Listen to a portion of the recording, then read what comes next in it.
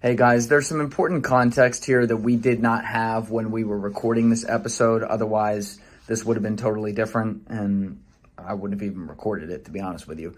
But since we sat down here, Ashton went on a podcast with my friend Danny Jones on his show, the Danny Jones Podcast, where Danny had Nico from Corridor Digital do a full breakdown of the MH370 videos that Ashton is claiming is real, in which he proved definitively that they are 150% fake. There is no question about it. Ashton melted in front of this guy's video, breaking it down. It was very difficult to watch. I had a lot of secondhand embarrassment. I would like to say I am very embarrassed that I had this guy on the show. That is my fault and my fault alone. I should have done my due diligence on Ashton before I agreed to bring him on.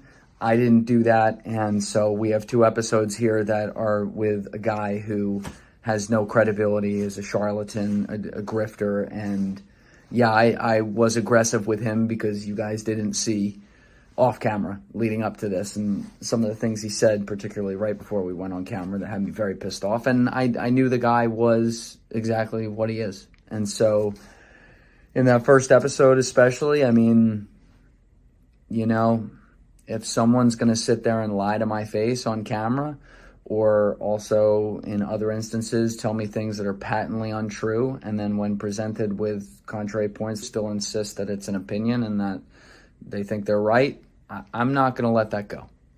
I'm never going to let that go. That goes against everything that I believe in. So if you don't like that, I'm sorry. That is how I handle business here. If there was a way to be softer about it, okay, maybe, but I didn't like this guy at all. It's the first guest I've ever had who I've ever said a bad word about. I've loved every guest I've ever had in here, including people who I disagree with a lot. I am very protective of my guests. I care about what they have to say when they come on here and how much they share and how much they're willing to do on camera, and that's a sacred thing to me.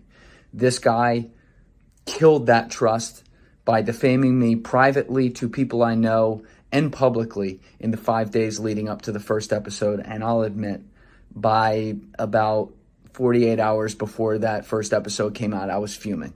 And that intro reflects that. The intro from the first episode absolutely reflects that. So I am sorry for having this guy on, and it won't happen again. And by the way, that episode with Danny on his podcast will be released a few days after this one, so keep your eyes out for that and you'll be able to see the full debunking.